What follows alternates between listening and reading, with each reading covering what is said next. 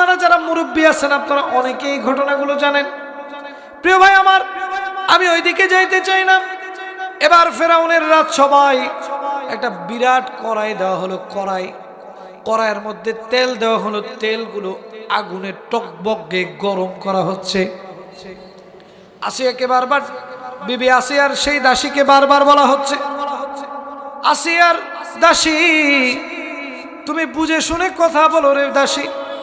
ও মাসিতা, তুমি যদি ঈমান না ছাড়ো তাহলে তোমাকে আমরা এই জ্বলন্ত টকবকে তেলের মধ্যে দিয়ে দিব।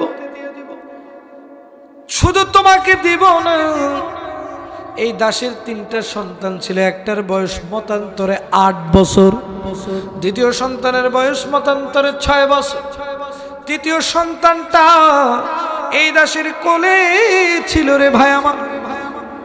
এই টকবকে আগুন বারবার ফেরাউনের কৃতদাসরা তাকে জিজ্ঞাসা করতেছে, ও আসিয়ার দাসী, তুমি কি ঈমান ছাড়বা নাকি তোমার সন্তানকে জ্বলন্ত আগুনে দিব? আপনারা চিন্তা করে দেখেন বর্তমান যে আমাদের ঈমানের হালত। আমার মাকে যদি বলা হয় তোমার ছেলেকে এইমাত্র হত্যা করা হবে, তুমি যদি মুশরিক না হও, কাফের না হও, বলেন তো করবে কি করবে না? আমাদের বর্তমান ঈমান এত শক্তিশালী নয়। সেই দাসী মাসিতা এক বাক্যে বললেন, ও ফেরাউন, তুমি শুধু আমাকে নয়, যদি আমার সন্তানগুলোকে হত্যা করো তবু আমি ঈমান ছাড়ব না, ঈমান ছাড়ব না, কোন পরিস্থিতিতে আমি ঈমান ছাড়তে প্রস্তুত নই। প্রিয় ভাই আমার, এবার সে 8 বছরের সন্তানটাকে নেওয়া হলো, মায়ের সামনে 8 বছরের সন্তানটাকে গরম তেলের মধ্যে দেওয়া হলো। মা,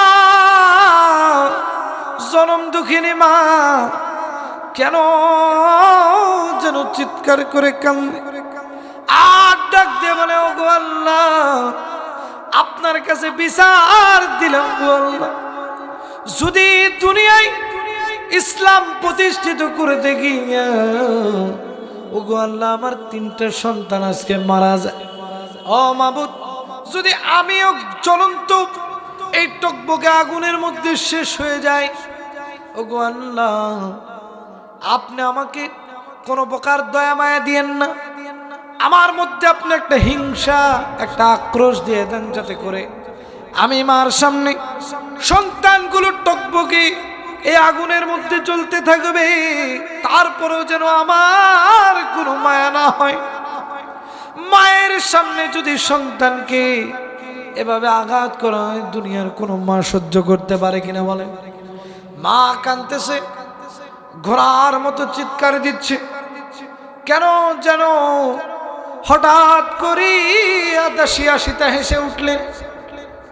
এবার ফেরাউনের সমস্ত কর্মচারীরা অবাক দৃষ্টিতে তার দিকে তাকায় রইলেন। কি ব্যাপার, কি ব্যাপার?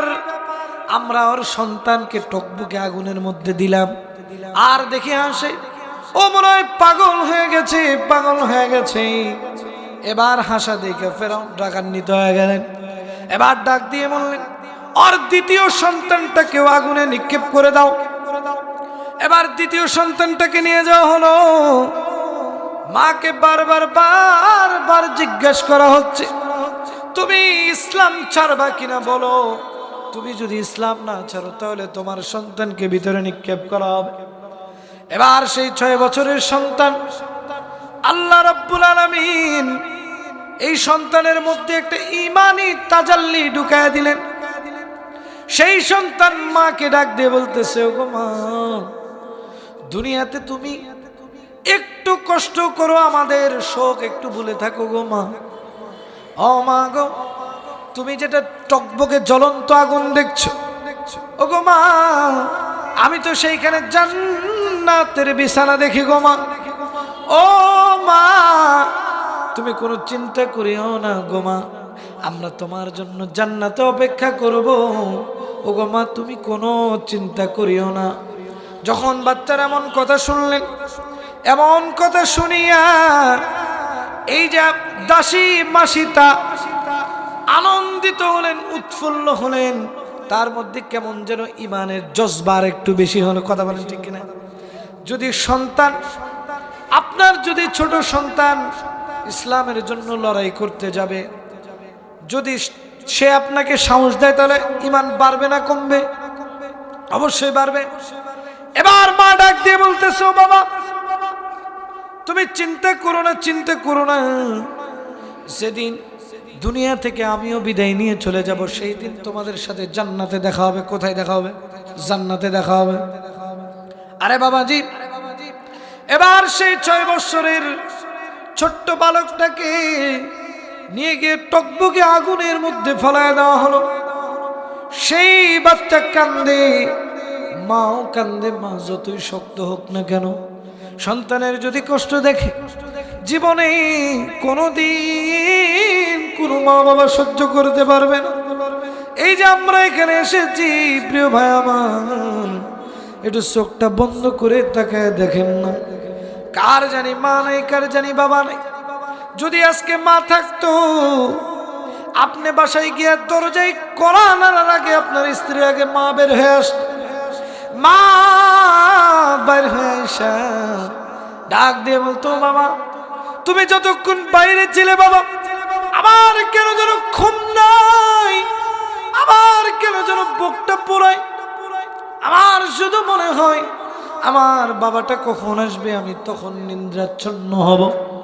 যখন দেখবেন কোনো মা বাবা যদি, সন্তান যদি কোনো বিপদে পড়ে, দেখবেন মা বাবা আগে থেকেই জানা যায়। প্রিয় ভাই আমার, একটু লক্ষ্য করেন, কার জানি মা নাই, কার জানি মা বৃদ্ধাশ্রমে আছে, কার জানি মা কবরে শুয়ে আছে, আমাদের জানা নাই। কোন দিন জানি আমাদের কবরের আযাব শুরু হয়ে যাবে, কোন দিন জানি আমার আপনার নামটা মসজিদের মাইকে এলান হয়ে যাবে। রে বাবা, আমার আপনার কোনো খোঁজ নাই, খোঁজ নাই। আমি আপনি